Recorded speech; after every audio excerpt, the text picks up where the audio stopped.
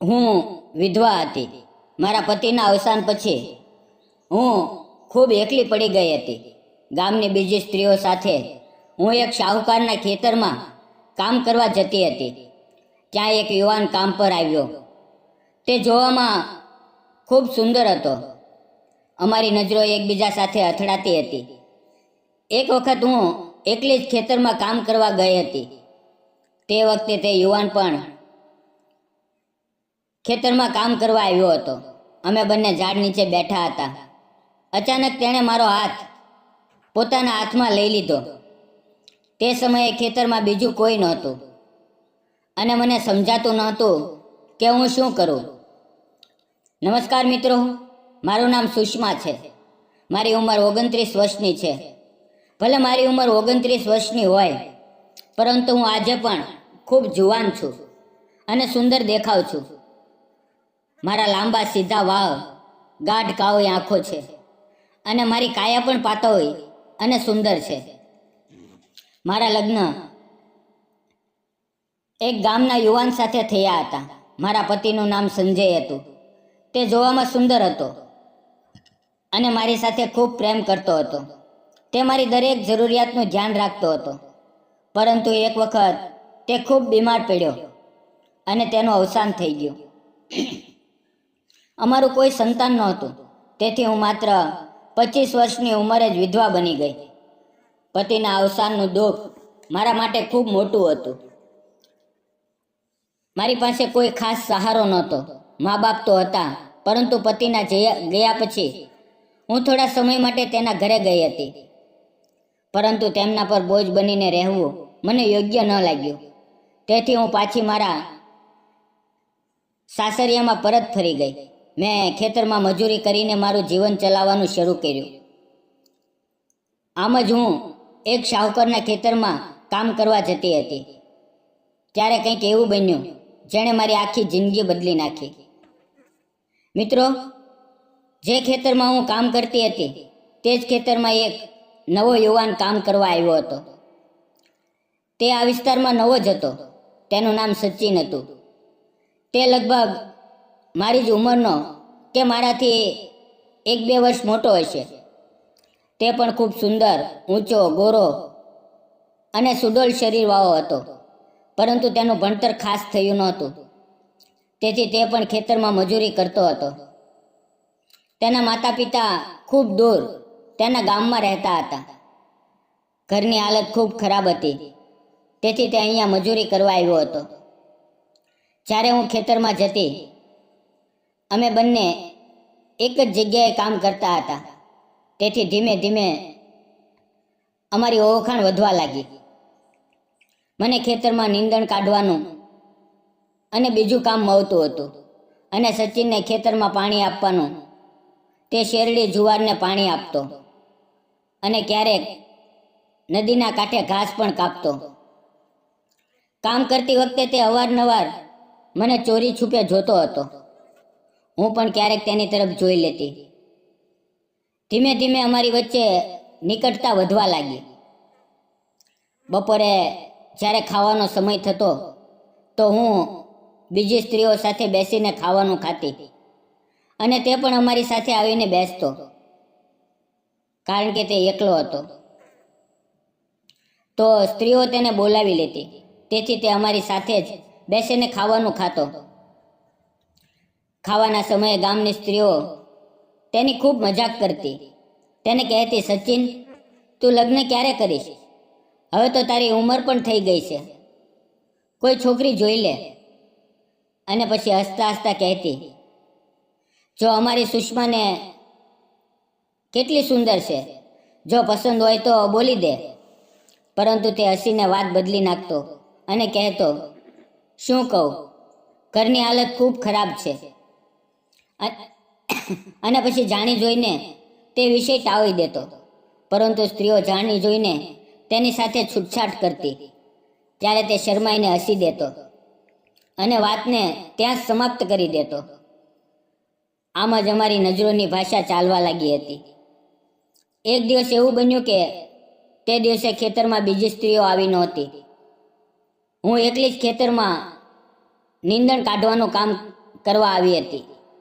બીજી સ્ત્રીઓ નાના માલિકના ખેતરમાં ગઈ હતી અને સચિન પણ નજીકના ખેતરમાં પાણી આપી રહ્યો હતો. સવારથી અમે બંને અમારા પોતાના કામોમાં વ્યસ્ત હતા. બપોર થઈ ગઈ હતી. તે દિવસે બીજી સ્ત્રીઓ નહોતી આવી.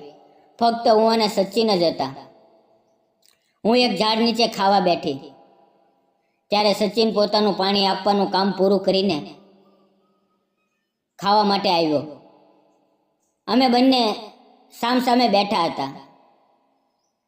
અમારી વચ્ચે થોડી ઘણી વાતચીત શરૂ થઈ. સચિન બોલ્યો, આજે સ્ત્રીઓ નથી આવી, કદાચ બીજા ખેતર ગઈ હશે, કાલે આવશે. મેં મારા ડબ્બામાંથી રોટલી અને શાક તેને આપવા માટે હાથ લંબાવ્યો. ત્યારે તેના હાથનો હળવો સ્પર્શ મારા હાથ સાથે થયો અને આખા શરીરમાં એક સિંહરણ દોડી ગઈ. સચિન મારી તરફ જોઈ રહ્યો હતો અને મેં તેની તરફ. અમે બંને હવેથી મુસ્કુરાયા. પછી તેણે મને પૂછ્યું, તમારી માંગમાં સિંદૂર નથી, શું તમે વિધવા છો?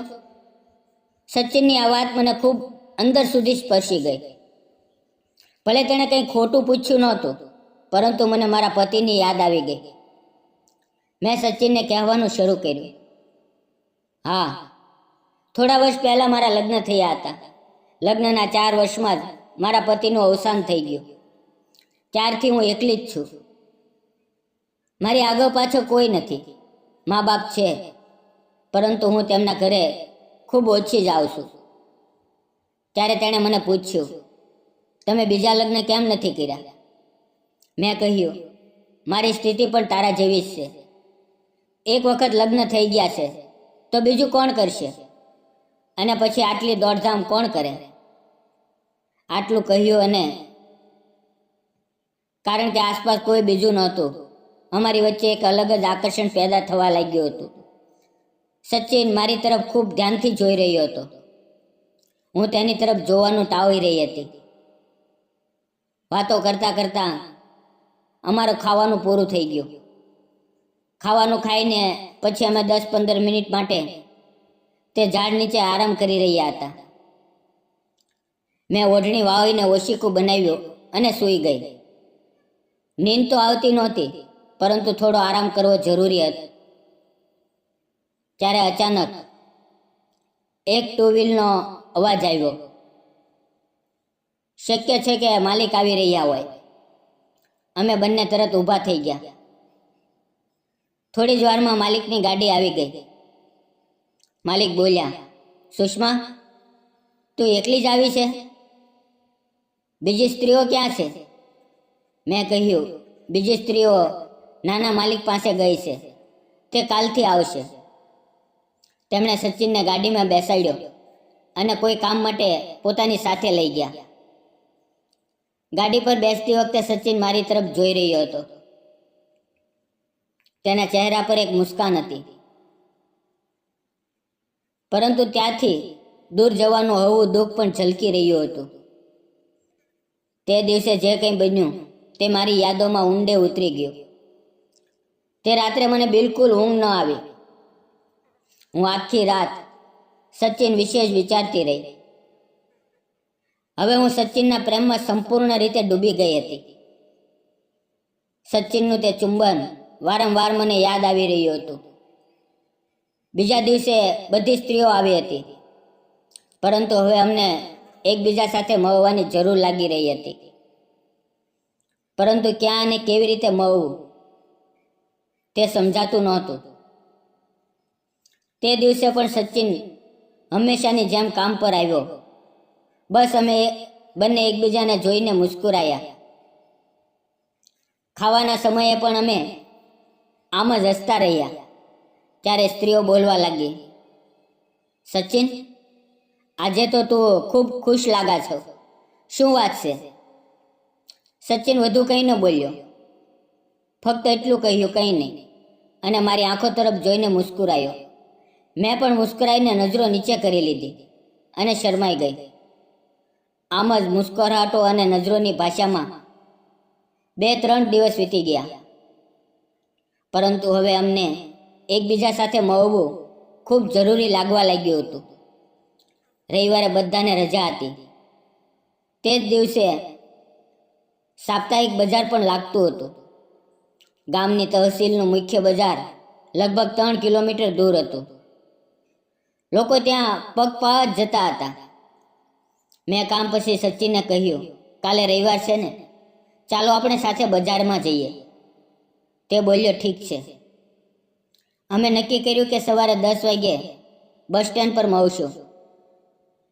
જ્યારે અમે ત્યાં પહોંચ્યા ત્યારે બસ નહોતી અને સમય પણ વેડફાઈ ન જાય, તેથી અમે નક્કી કર્યું કે પગપાળા જ જઈએ. સચિન અને હું બંને હાથમાં બજારની થેલીઓ લઈને ચાલવા લાગ્યા.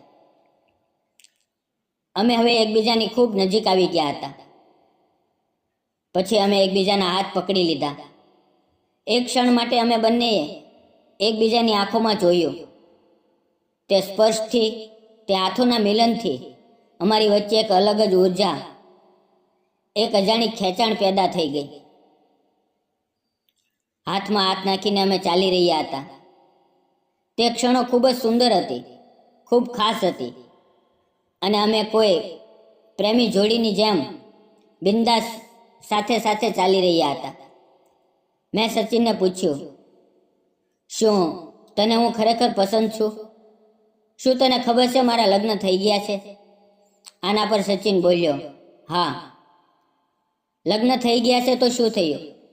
તો સ્વભાવથી ખૂબ સારી છે, જોવામાં પણ ખૂબ સુંદર છે, અને અમને જોઈને તો લાગે છે કે જાણે હમણાં જ લગ્નની ઉંમરમાં આવી હોય.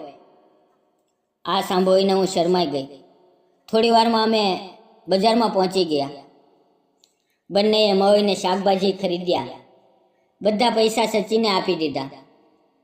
હું જ્યારે પૈસા આપવા ગઈ તો તેણે લેવાની ના પાડી. પછી અમે નજીકની એક હોટલમાં આવી ગયા. એક મિસલ પાવ અને પાણીપુરી ખાધી. બાદમાં રસ્તાની બાજુમાં આઈસ્ક્રીમ લઈને ખાધો. અમે બંને ખૂબ મજા કરી. પાછા ફરતી વખતે અમે બસમાં આવ્યા. અમે બંને એક જ સીટ પર બેઠા હતા.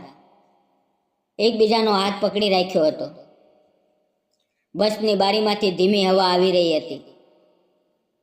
સચિન મારી ઉડતી ઝુલ્ફો જોઈ રહ્યો હતો.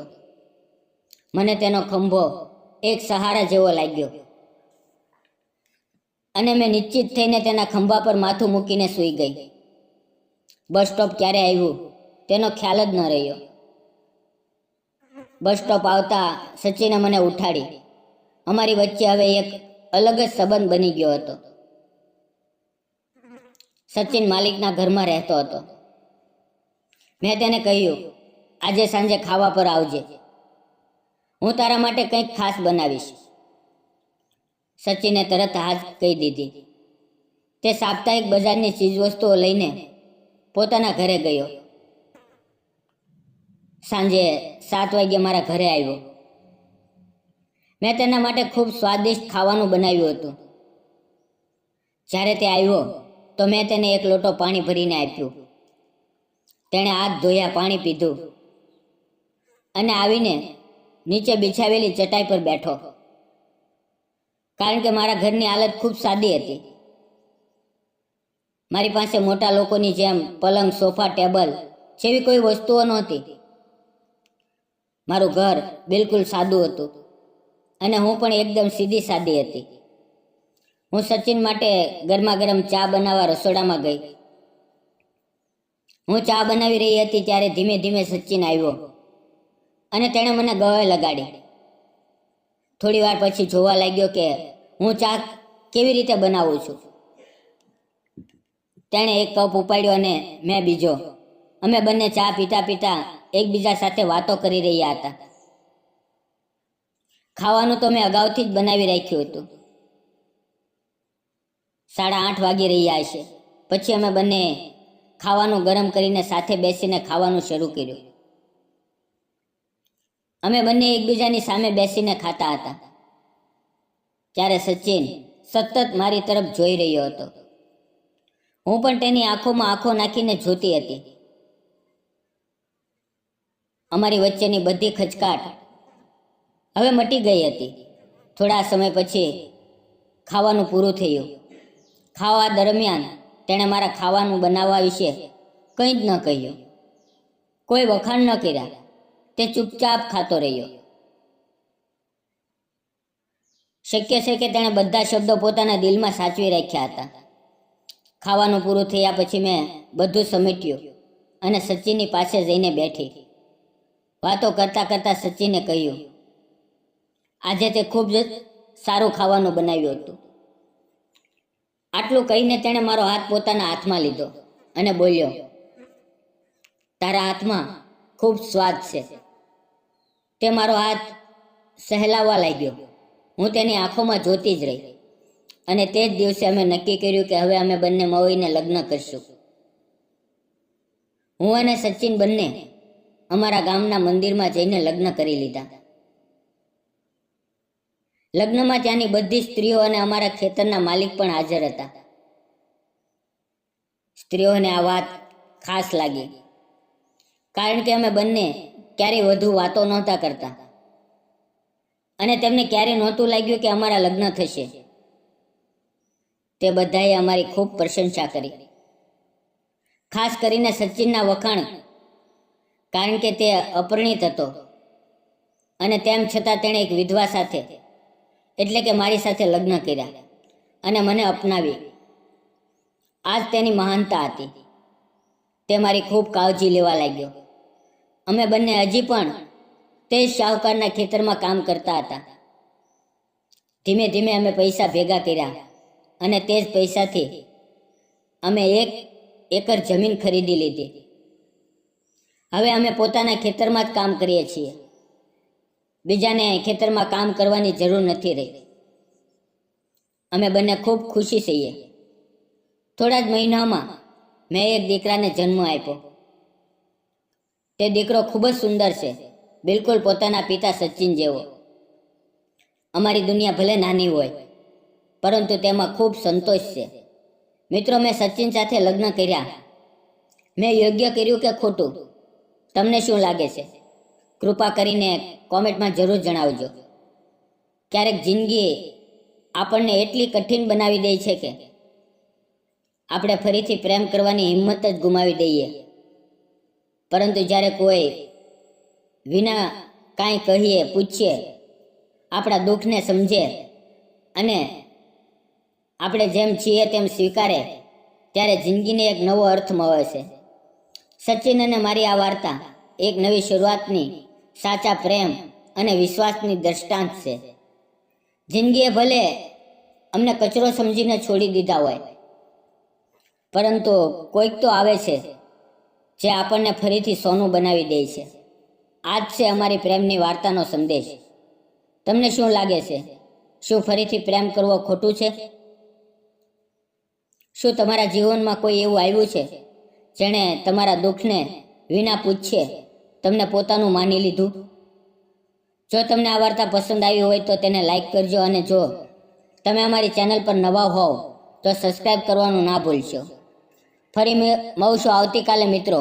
ત્યાં સુધી તમારું ધ્યાન રાખજો અને વાર્તા પૂરી સાંભળવા બદલ આપ સૌ મિત્રોનો દિલથી ધન્યવાદ મિત્રો.